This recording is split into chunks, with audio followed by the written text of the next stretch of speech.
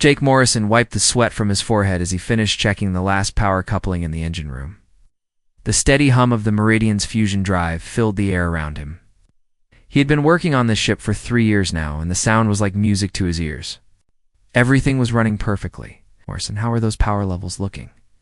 The voice came through his comm unit. It was Commander Zixala, the ship's leader. She was a Viridian, her body made of living crystal that caught and reflected light in beautiful patterns. Jake had gotten used to working with aliens, but he still found them fascinating. All good, Commander, Jake replied, closing the access panel. Power output is steady at 97%. The new modifications I made last week are working great. Excellent work, as always, Zixala said. Please join us on the bridge. You're approaching the Cathera system. Jake made his way through the ship's corridors. The Meridian was a Federation research vessel, designed to carry mixed crews of different species. The hallways were wide enough for the 6-limbed Karathi, with special grip surfaces for species that climbed walls. Jake passed several crew members on his way to the bridge. Chief Science Officer Quillen was standing near a wall panel, his amphibious skin glistening under the ship's lights. The Nexary scientist was always studying something, his large eyes taking in data from multiple screens at once. He nodded at Jake as he passed. Human Jake, Quillen said in his wet, bubbling voice. The readings from this system are most interesting. It's very dangerous, but interesting. That's why they pay us the big credits, Jake replied with a grin. Quill made a sound that might have been laughter. The bridge was a marvel of Federation technology. Holographic displays showed star charts and sensor readings in 3 dimensions. Navigator Heshtok was at his station, all 6 of his arms working different controls at the same time. The Karathi was incredibly good at his job, able to process navigation data faster than most computers. Jake, perfect timing, Commander Zixala said. Her crystal body sparkled as she turned toward him. Look at this. The main display showed a planet that looked like a nightmare. Kethra 7 was covered in storms, with a red and orange atmosphere that swirled like angry soup. Lightning flashed constantly across its surface. Jake could see impact craters and volcanic activity, even from space. That's one nasty-looking rock, Jake said. Good thing we're just doing a flyby survey. Indeed, Zixala replied. This world is classified as a Class 12 death planet. The atmosphere is toxic to most known life forms. The surface temperature swings from freezing to burning. Hot every few hours. Radiation storms happen constantly. It is a wonder anything survives there at all. Quillen's voice bubbled from his station. My instruments show some very unusual readings. There appears to be life on the surface, but it defies all known biological models. That's why we're here, the commander said. The Federation wants to understand how life can exist in such conditions. Perhaps we can learn something useful. Jake looked at the planet again. It reminded him of Earth's early history, when his ancestors had to fight just to stay alive. Most aliens thought Earth was pretty dangerous, but this place made his home. World looked like a vacation resort. Beginning orbital survey, Heshtok announced. His voice was high and musical, like wind chimes, adjusting course to maintain safe distance from the gravity well. The ship moved smoothly through space, its sensors reaching out to study the hostile world below. Jake watched the data streams, fascinated despite himself. The planet was truly alien, with weather patterns that changed by the minute and geological activity that never stopped. Interesting, Quillen said, his large eyes focused on his instruments. I am detecting unusual gravitational fluctuations. They appear to be centered around the planet's equator. Gravitational fluctuations? Zixala's crystal body dimmed slightly, which Jake knew meant she was concerned. That was not in the survey data. Oh. They are getting stronger, Heshtok reported. I am having difficulty maintaining our planned orbit. Jake felt a slight vibration. Through the deck plates? That wasn't normal. The Meridian's inertial dampeners should have absorbed any gravitational effects. Commander, Jake said, I should check the engines. Those fluctuations might be affecting our power systems. Before she could respond, the ship lurched violently to one side. Jake grabbed onto a handrail as alarms began to sound throughout the bridge. The lights flickered, and several displays went dark. Report, Stella commanded. Massive gravitational distortion, Heshtok said. All 6 arms working frantically at his controls. It appeared without warning.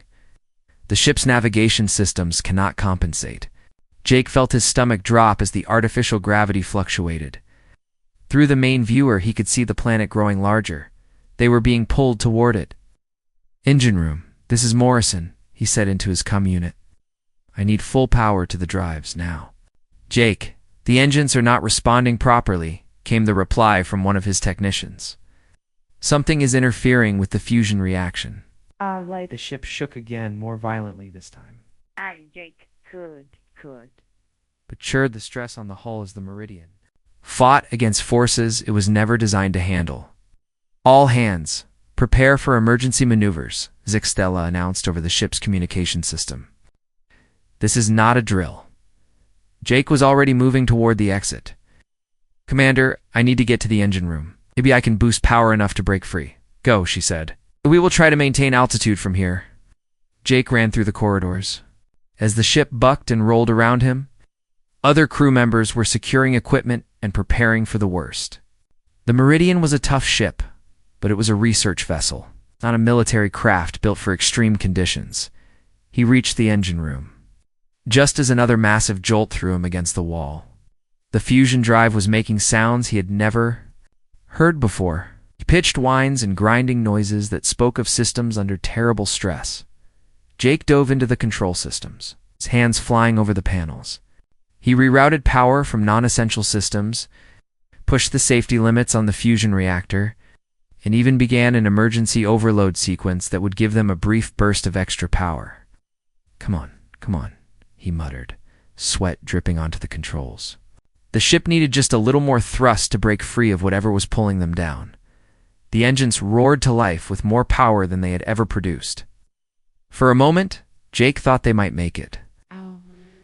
The ship's descent slowed, and he could feel them beginning to pull away from the planet. Then everything went wrong at once. A massive explosion rocked the ship. Jake was thrown across the engine room as lights went out and emergency power kicked in. He could hear the sound of hull plates being torn away and the deadly whistle of atmosphere escaping into space. The ship was breaking apart. Jake pulled himself to his feet, his ears ringing from the explosion. Emergency lights cast everything. In red shadows, he could hear Zella's voice over the comm system, but her words were broken by static. All hands. Abandoned ship. ... Emergency pods. Jake looked around the engine room. Half the equipment was destroyed, and he could see space. Through a crack in the outer hull, the section he was in had been sealed off from the rest of the ship by emergency. Bulkheads. He was trapped. The floor tilted beneath his feet as the Meridian continued to break apart. Through a small porthole, Jake could see the angry surface of HFY 7 rushing up to meet them. The engine section was going to hit the planet, and there was nothing he could do to stop it. Jake grabbed onto the nearest support beam and held on tight. In a few minutes, he would either be dead or stranded on one of the most dangerous worlds in the galaxy. The engine section hit the surface of HFY 7 with tremendous force. Jake's world went black. Jake's eyes opened slowly. His head pounded like someone was hitting it with a hammer. He lay still for a moment, trying to remember where he was. Then it all came back to him. The crash. The engine room. Keat Hera-7. He sat up carefully and looked. Around the engine section had hit the ground hard. Pieces of metal and broken equipment were scattered everywhere. Sparks still flew from damaged electrical systems, but he was alive. Jake checked himself for injuries. His left arm hurt, and he had cuts on his face and hands. Nothing felt broken. His environmental suit was torn in several places, and the helmet was cracked. He could smell the planet's air seeping through the damaged seals. The air smelled wrong. It was thick and heavy, with a bitter taste that made his nose burn. Most aliens would be dead already from breathing it. But Jake was human, and humans came from Earth. His lungs could handle a lot more than most species realized. He stood up and looked. Through the crack in the hull, outside, the landscape looked like something from a nightmare. Red rocks stretched as far as he could see. Strange plants with purple leaves and sharp thorns grew between the rocks. The sky was orange and filled with dark clouds. Lightning flashed constantly in the distance. Jake's comm unit crackled with static. He could hear voices, but they were too broken to understand. The main ship must have crashed somewhere else on the planet. He tried to send a message, but got no response. The engine section's communication array was completely destroyed. He was on his own. Jake took off his damaged helmet and breathed the alien air. It burned his throat at first, but after a few minutes he got used to it. His human body was already starting to adapt. He stripped off the torn environmental suit. It wasn't protecting him anymore anyway. The temperature outside was hot, but not unbearable. Jake had worked in worse conditions in factory environments back on Earth. The real problem would come when the sun went down, according to the survey. Data: this planet got very cold at night. He needed shelter, and he needed it fast. Jake began searching through the wreckage. He found sheets of hull metal that weren't too badly damaged, some insulation foam that was still intact, pieces of wire and electronic components, even some emergency food packs that had survived the crash working quickly. Jake dragged the useful materials to a spot near some large rocks. The rocks would provide protection from the wind, and their dark color meant they would hold heat from the sun. He had learned about survival techniques during his engineering training, but he had never expected to use them on an alien world. Meanwhile, 3 kilometers away, the rest of the Meridian crew huddled in the wreckage of the main section. Commander Zixthala's crystal body was dim with worry. Chief Science Officer Quillen's amphibious skin had turned a pale, sickly color. Navigator Heshtok kept all 6 arms wrapped around himself. Life support is failing, Quillen reported, his voice more bubbling than usual. The atmospheric processors cannot handle the toxins in this planet's air. We have perhaps 6 hours before our filters are completely overwhelmed. What about emergency supplies? Zixthala asked. Limited, Heshtok replied. The crash destroyed most of our equipment. We have basic food and water for maybe 2 days. But without environmental protection, we will not survive that long. Zixthala looked at the readings from their damaged sensors. Any word from Morrison? Nothing, Quillen said. The engine section landed several kilometers from here. Given the force of impact and the hostile environment, it is unlikely he survived. But Jake was very much alive. He had managed to build a basic lean-to shelter using pieces of whole metal propped against the rocks. The insulation foam filled the gaps, keeping out most of the wind. It wasn't pretty, but it would work. As he worked, Jake noticed something interesting about the local plants. The purple-leafed ones seemed to secrete a sticky substance when they were damaged. He carefully collected some of this substance on a piece of metal. It might be useful as a sealant. The sun was getting lower in the sky. Jake could already feel the temperature starting to drop. He needed to improve his shelter before dark. He found more materials in the wreckage. Some reflective paneling that could help hold heat. Pieces of power conduit that were still flexible. Even some emergency blankets from the crew quarters. Jake worked with the focus of a man who knew his life depended on it. He sealed every gap in his shelter. He created a small entrance that could be closed off completely. He even built a crude ventilation system using pieces of pipe. The alien crew was having very different problems. Their advanced technology was failing them one system at a time. The atmospheric processors that should have kept them alive were clogged with toxic particles. Their food dispensers required power they couldn't spare, even their communication equipment was barely functional. We should try to reach Morrison's crash site, Zixthala said. Perhaps his section has supplies we can use. It's impossible, Quillen replied. The atmosphere outside would kill us in minutes. Our environmental suits are designed for space, not for toxic planetary conditions like these. Then we wait for rescue, she decided, and hope it comes before our life support fails completely. Jake was not waiting for anyone. As the sun disappeared behind the horizon, he was already working on his next challenge: water. The survey data had mentioned that this planet received frequent rainfall, but the rain was acidic and dangerous. Jake needed a way to collect and purify it. He used more pieces of whole metal to create a collection system on top of his shelter. The rain would run down into containers he had salvaged from the engine room, but collecting the water was only half the problem. He also needed to make it safe to drink. Jake remembered his chemistry lessons from engineering school. Acid could be neutralized with basic materials. He searched through the wreckage and found what he was looking for. The ship's fire suppression system used a chemical compound that was highly alkaline. A little bit mixed with the acidic rainwater should make it much safer. He also needed a way to filter out other contaminants. Jake found some activated charcoal in the ship's air filtration system. He crushed it up and mixed it with sand and gravel from outside. Layer by layer, in a makeshift container, he built a filtration system. The first raindrops began to fall just as he finished. The water hissed and steamed when it hit the metal, showing just how acidic it was. But Jake's collection system worked. The water ran down the metal sheets and into his containers. While the alien crew rationed their remaining clean water supply, Jake was already producing his own. The night brought new challenges. The temperature dropped fast, just as the survey data had predicted. Jake's breath began to fog in the cold air. But his shelter held the heat well. The rocks he had built against were still warm from the day's sun. Jake ate one of his salvaged food packs and drank some of his newly purified water. It tasted terrible, but it was safe. He had survived his first day on one of the most dangerous planets in the galaxy.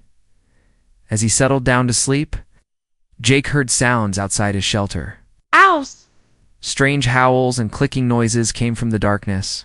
The planet's predators were starting to move around in the cooler night air. Jake checked the entrance to his shelter one more time. It was secure. He had survived the crash, built shelter, and found water. Tomorrow he would need to find food and start thinking about long-term survival. But tonight he was alive. On a world that was supposed to kill him in minutes, Jake Morrison was not just surviving, he was starting to adapt. 3 kilometers away, the alien crew listened to their life support systems slowly failing. They had no idea that the human they thought was dead was actually thriving in conditions that would kill them in moments. Jake closed his eyes and tried to sleep. Tomorrow would bring new challenges, but he would face them the same way he faced everything else. One problem at a time, with human stubbornness and the knowledge that giving up was not an option. The sounds of the alien predators continued through the night. But Jake's shelter kept him safe and warm. Jake woke up to the sound of thunder. Lightning flashed outside his shelter, lighting up the orange sky. He had slept better than expected, considering he was on a death world. His shelter had kept him warm and dry through the night. He crawled out of his lean-to and looked around. The morning air was cool, but not cold. In the distance, he could see the strange purple plants moving in the wind. Some of them were much larger than he had noticed yesterday. They looked almost like trees, but with twisted branches and leaves that seemed to shimmer. Jake's stomach growled. He had eaten 1 food pack yesterday, but he only had 3 more. He needed to find a way to get food from this hostile world, or he would starve long before any rescue arrived. But first, he had another problem to solve. The lightning storm was getting closer, and he could feel electricity in the air. His hair was standing up, and metal objects were starting to hum with static charge. Instead of seeing this as a threat, Jake saw an opportunity. Lightning meant electrical energy. Energy he could use. He began gathering long pieces of metal from the wreckage. Wire, conduit, anything that could conduct electricity. Jake had studied electrical engineering, and he knew how to build a simple lightning rod system, working quickly as the storm approached. Jake drove several metal rods into the ground around his shelter. He connected them with wire to a collection of capacitors he had salvaged from the ship's electrical systems. It was crude, but it should work. The first lightning bolt hit his improvised system 20 minutes later. The capacitors lit up with stored energy. Jake had built himself a power source. 3 kilometers away, the alien crew was facing a very different morning. Commander Zixthalaw's crystal body was barely glowing. Chief Science Officer Quillen was breathing heavily, his gills working hard to filter the toxic air that was slowly seeping into their shelter. Life support is down to critical levels, Quillen reported. The filters are completely clogged. We have maybe 4 hours before the atmosphere becomes lethal even inside our shelter. Navigator Heshtok was curled up in a corner, all 6 of his arms wrapped around his body. The Karathi was not built for this kind of stress. Perhaps we should try to send a distress signal, he suggested weakly. With what power? Zixella asked. The communication array requires more energy than we have left. What? What about Morrison's section? Quillen asked. If by some miracle he survived, he might have working equipment. The readings show his section is completely dead, Zixella replied. No power, no communication, no life signs. He is gone. But Jake was very much alive and very busy. With his new power source, he could run some of the equipment he had salvaged. He powered up a small fabrication unit from the engineering section. It was designed to create small parts and tools from raw materials. Jake fed scrap metal into the machine and programmed it to make basic tools. A hammer, a saw, cutting blades, even a crude drill. With these tools, he could work the metal more efficiently. He also found something else interesting. The purple plants seemed to be attracted to electrical fields. When he ran current through a piece of metal, the plants would grow toward it. Jake wondered if he could use this somehow. Jake spent the morning expanding his shelter. He used his new tools to cut metal sheets to exact sizes, built a proper door with hinges made from ship components. He even created a small workshop area where he could work on projects. The lightning storm continued for several hours, charging his capacitors over and over. Jake was amazed at how much energy was available. This planet's weather was dangerous, but it was also a source of power that never ran out. As the storm passed, Jake ventured outside to explore. He needed to find food, and he needed to learn more about this world's dangers. He carried a metal rod with him both as a weapon and as a tool. The landscape was stranger than he had realized. The purple plants were everywhere, but they came in many different sizes and shapes. Some were tiny and grew close to the ground. Others towered above him like twisted trees. All of them had the same shimmering quality as if they were made of living metal. Jake approached one of the smaller plants carefully. When he touched it with his metal rod, the plant's leaves moved toward the metal. The sticky substance he had noticed yesterday began to flow out of the plant more freely. He collected some of the substance in a container. It might be useful for more than just sealing gaps. Jake had a feeling it could be used to stick things together permanently. As he explored further, Jake found something that made him stop and stare. There were small creatures moving around the base of the larger plants. They looked like a cross between insects and small reptiles. 6 legs and shiny scales that reflected the light. The creatures were eating parts of the plants, but they didn't seem to be harming them. Jake watched carefully and realized that the creatures were actually helping the plants grow. They were cleaning dead material away and spreading seeds. Jake caught one of the creatures carefully. It was about the size of his hand, with a hard shell and bright green eyes. It didn't try to bite him or escape. Instead, it seemed curious about him. He examined the creature more closely. Its mouth was designed for eating plant matter, not meat. It might be safe to eat, but Jake wanted to be careful. He would need to test it first. Jake returned to his shelter with samples of the plant substance in one of the creatures. It also collected some of the seeds that the creatures had been spreading. If he could figure out how to grow the plants, he might have a source of food. Using his fabrication unit, Jake built a small laboratory area, created containers for testing, tools for dissection, and even a primitive microscope using lenses. From the ship's optical systems, the first thing he tested was the plant substance.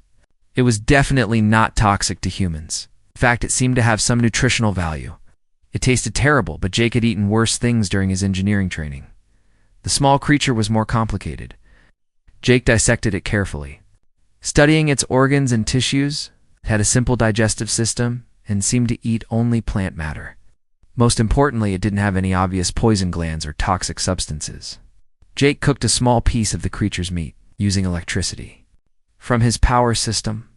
It tasted like chicken, but with a slightly metallic flavor. He ate a tiny amount and waited to see if it would make him sick. 2 hours later, he felt fine. The creature was safe to eat. Jake also tested the seeds he had collected. Some of them were small and hard, like nuts. Others were larger and softer. When he cooked them, they became edible. Not delicious, but they would keep him alive. As the day went on, Jake made more discoveries. The shimmering quality of the plants was caused by microscopic metal particles in their leaves. These particles helped the plants survive the electrical storms by conducting electricity safely to the ground. The creatures that lived around the plants had evolved to eat these metal particles. That was why their scales were so shiny and reflective. They were literally made of metal. Jake realized he was looking at an entire ecosystem that had evolved around electrical energy. The plants used lightning to power their growth. The creatures ate the plants and spread their seeds. Everything was connected in a web of electrical and biological activity. By evening, Jake had expanded his shelter into a proper compound. He had a workshop, a laboratory, a food storage area, and even a small greenhouse where he could try to grow some of the local plants. His power system was working perfectly. The lightning storms came every few hours, keeping his capacitors charged. He had light, heat, and power for his tools and equipment. Jake sat outside his shelter as the sun set, eating a meal of cooked plant seeds and creature meat. It wasn't the best food he had ever eaten, but it was food he had found and prepared himself on an alien world, 3 kilometers away. The alien crew was facing their second night with failing life support. They had no idea that the human they thought was dead was not only surviving but thriving. Jake looked up at the strange orange sky and smiled. This planet was dangerous, but it was also full of opportunities. He was starting to understand how it worked, and that understanding was power. Tomorrow, he would build more. Tomorrow, he would explore further. Tomorrow, he would continue to turn this hostile world into something that could support human life. The creatures around the plants began their nightly activity, cleaning and maintaining their symbiotic partners. Jake watched them work and learned. On this world, cooperation and adaptation were the keys to survival, and Jake Morrison was very good at both. Jake woke up on his 4th day to a sound he had never heard before. It was musical, like someone playing a strange instrument. He stepped outside his shelter and looked around. The sound was coming from his greenhouse. Inside the small growing area he had built, the plant seeds he had planted were sprouting, but they weren't just growing normally. Were growing in patterns, creating musical tones as the wind passed through their leaves. Jake had accidentally created the first human music garden on an alien world. He smiled and walked over to check his other projects. His compound had grown every day. What started as a simple lean-to was now a collection of connected buildings. He had a main living area, the workshop, the laboratory, the greenhouse, and even a small recreational space where he could relax. The recreational area was Jake's favorite addition. He had built a comfortable chair from salvaged materials and cushioned it with processed plant fibers. Next to it was a small table where he kept his journal and some books he had saved from the wreckage. He had even created a simple game using metal pieces and a board he had made. Jake's water system was now fully automated. Rain collectors fed into purification tanks, which fed into storage containers. He had more clean water than he could use. His power system had grown too. Multiple lightning rods and capacitor banks gave him enough electricity to run all his equipment with power to spare, but the most impressive change was in Jake himself. For days of breathing, the alien air had changed his body. His lungs had adapted to filter the toxins more efficiently. His skin had developed a slight resistance to the acidic rain. His eyes could see better in the planet's strange orange light. Jake was becoming something new. Still human, but adapted to this world in ways that would have amazed any Federation scientist. He walked over to his latest project. Jake had been studying the larger creatures that came out at night. They were predators, but they were also surprisingly intelligent. Jake had built a feeding station where he left scraps of food. The creatures had learned to visit it regularly. One of them, a wolf-like animal with 6 legs and metallic fur, had become almost friendly. Jake called it Spark because of the way electricity ran along its fur during storms. Spark would sit near Jake's shelter in the evenings, watching him work. Jake had learned that these predators were not just hunters. They were also builders. They created complex dens using the same metal-infused plants that Jake was growing. Some of their constructions were amazingly sophisticated. with multiple rooms and ventilation systems. Humans weren't the only intelligent species on this planet. 3 kilometers away, the alien crew was in serious trouble. Commander Zixthala's crystal body was so dim, it was hard to see her. Chief Science Officer Quillen could barely breathe. Navigator Heshtok had stopped moving entirely and lay curled up in a corner. Life support has failed completely, Quillen whispered. The air inside our shelter is now as toxic as the air outside. We have perhaps 1 hour before we lose consciousness. The emergency beacon, Zixthala said weakly. We must try one more time to send a distress signal. Quillen dragged himself to the communication console. The equipment flickered and sparked as he tried to power it up. I can give you 30 seconds of transmission time. That is all the power we have left. Do it! The commander ordered. The communication array came to life for a brief moment. Zixthala spoke quickly into the microphone. Federation vessel Meridian to any ship in range. We are crashed on Kethra 7. Life support has failed. We are dying. Please send immediate rescue. The equipment shut down with a final spark. Had used the last of their power? But someone had heard them. Jake was in his workshop, building a new tool when his salvaged communication equipment suddenly came to life. The signal was weak and full of static, but he could make out words. Federation vessel Meridian to any ship in range. We are crashed on Kethra 7. Life support has failed. We are dying. Please send immediate rescue. Jake jumped up so fast he knocked over his chair. His crewmates were alive. They were dying, but they were alive. He grabbed his communication equipment and tried to respond. Meridian crew, this is Morrison. Do you copy? I'm alive and I can help you. For a long moment, there was only static. Then Quillen's weak voice came through the speaker. Morrison, Jake Morrison. But our sensors showed no life signs from your section. Your sensors were wrong, Jake replied. Not just alive, I'm doing great. Where are you? I'm coming to get you. That is impossible, Quillen said. The atmosphere is lethal. You would die in minutes without proper protection. Jake looked out at the alien landscape where he had been living comfortably for 4 days. I don't think you understand. I'm not wearing any protection. I'm breathing the air just fine. There was a long silence. Then Zixthala's voice, so weak Jake could barely hear it. Jake, if you are really alive, we need help immediately. Our life support has completely failed. I'm on my way, Jake said. Just hold on. Jake quickly packed supplies into a portable container he had built. Food, water, medical supplies, and a portable power unit. He also grabbed some of the plant substance that had proved so useful. If his crewmates were suffocating, they might. Need emergency sealing compound? He said goodbye to Spark, who seemed to understand that Jake was going somewhere important. The creature made a low sound that might have been concern. Jake set out across the alien landscape, following the signal from his crewmate's emergency beacon. The journey took him through areas he had never explored before. Strange rock formations, pools of liquid that might have been water or acid, and plants that were even stranger than the ones near his shelter. But Jake wasn't afraid.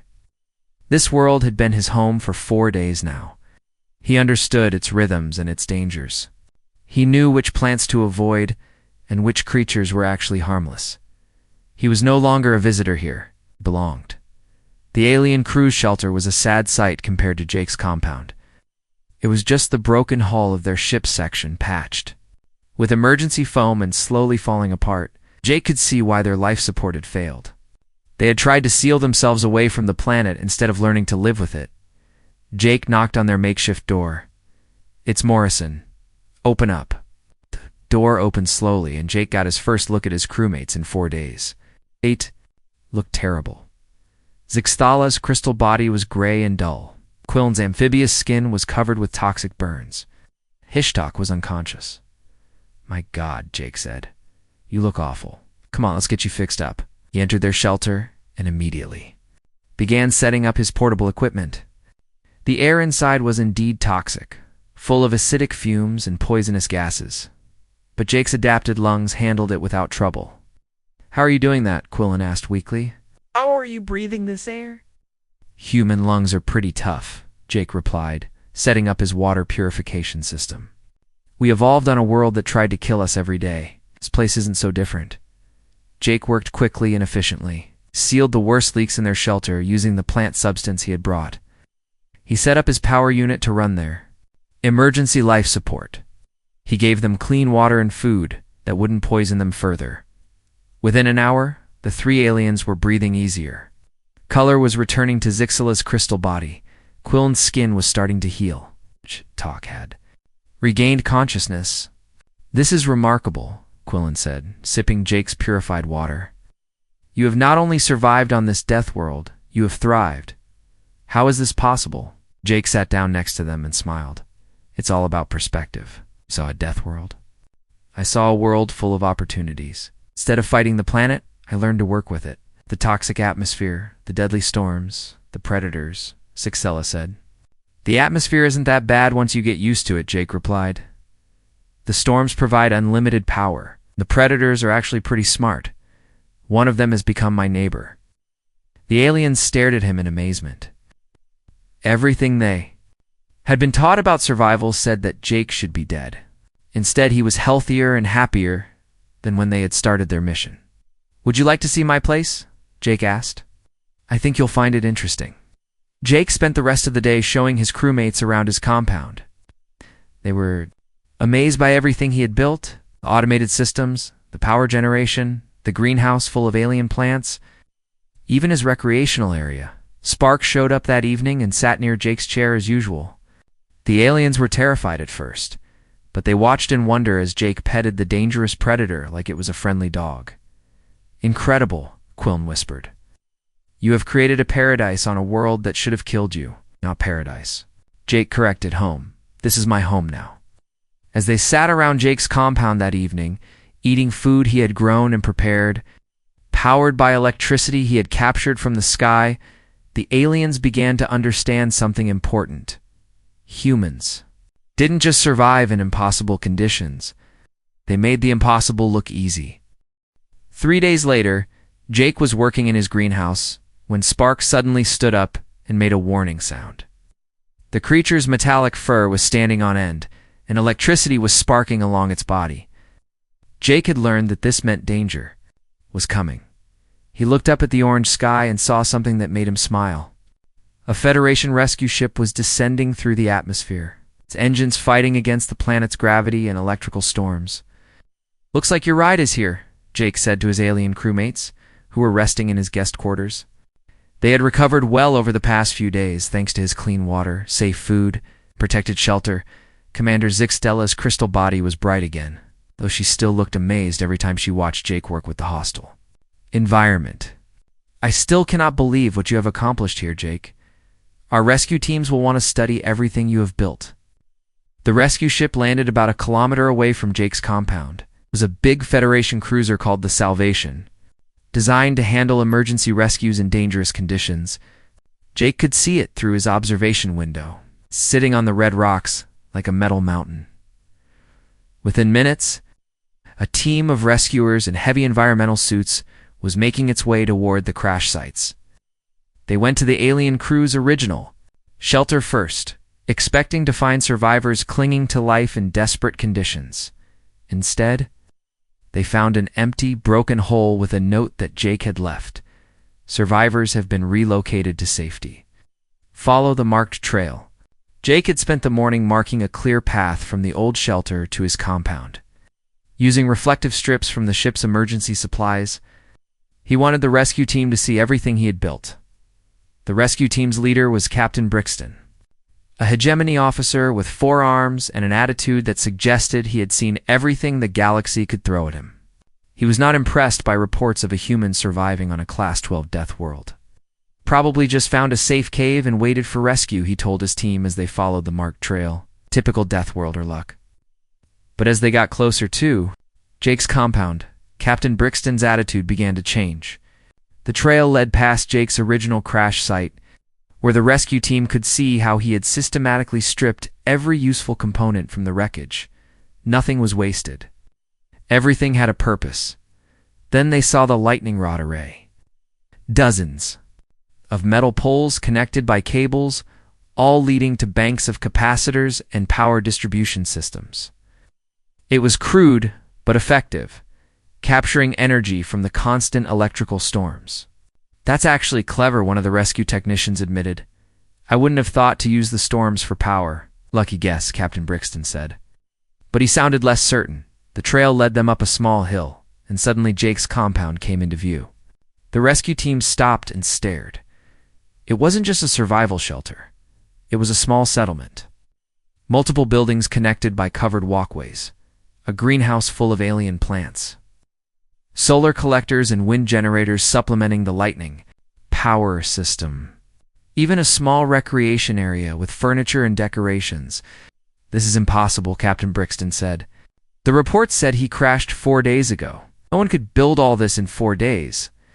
Actually, it was 7 days. Jake's voice came from behind them. The rescue team spun around to see a human walking toward them with no environmental protection. At all, he was breathing the toxic air like it was perfectly normal. Sir, you need to put on a protective suit immediately, one of the rescue technicians said. The atmosphere on this planet is lethal to most species. Jake smiled. Ben. Breathing it for a week? I think I'm okay. The rescue team's medical officer quickly scanned Jake with his instruments. This is incredible. Not only are you showing no signs of poisoning, but your lung capacity has actually increased. Your blood chemistry has adapted to filter toxins. More efficiently, you're healthier than when you started. Captain Brixton was looking around the compound with growing amazement. You built all of this yourself? In 7 days? Well, I had help, Jake said. He whistled, and spark came padding over from the greenhouse. The rescue team immediately reached for their weapons. Don't worry, Jake said, scratching behind Spark's ears. He's friendly, aren't you, boy? The 6-legged predator made a purring sound and rubbed against Jake's leg. Electricity played harmlessly along its metallic fur. You domesticated one of the apex predators? The medical officer said in amazement. Our briefing said they were extremely dangerous. They're only dangerous if you threaten them, Jake explained. Spark here is actually pretty smart. He's been helping me understand how the local ecosystem works. Jake gave the rescue team a tour of his compound. He showed them the water purification system that turned deadly acid rain into clean drinking water. The food cultivation area where he was growing modified alien plants that were safe for human consumption. The workshop where he had built tools and equipment from salvaged materials. This power distribution system, one of the technicians said. Studying Jake's electrical setup, it's more efficient than anything in our emergency protocols. How did you design it? Trial and error, mostly, Jake said. The planet's electrical field has some unusual properties. Once you understand how it works, you can use it instead of fighting it. Captain Brixton found Commander Zixtella, Chief, Science Officer Quiln, and Navigator Heshtok in Jake's guest quarters. They were comfortable, well-fed, and in much better condition than he had expected. Commander, what is your status? Captain Brixton asked. We are well, thanks to Morrison, Zixtella replied. He saved our lives and has cared for us while we recovered, but how? The captain asked. Our surveys indicated this planet was completely hostile to Federation species. It is, Quillen said. But Jake Morrison has learned to work with the hostile environment instead of against it. Has turned a Deathworld into a home. Captain Brixton walked back outside, where Jake was explaining his greenhouse system to the rescue technicians. Morrison, I need to ask you something. Do you want to leave with us? Jake looked around his compound. At the buildings he had constructed, the systems he had designed, the alien plants he was cultivating, Spark, who was watching the strangers. With intelligent eyes, I've been thinking about that, Jake said. This place has become home. I've got projects I want to finish, things I want to learn, and someone needs to take care of Spark. You want to stay on a Class 12 Deathworld voluntarily? Captain Brixton asked. It's only a Deathworld, if you don't know how to live here, Jake replied. I know how to live here.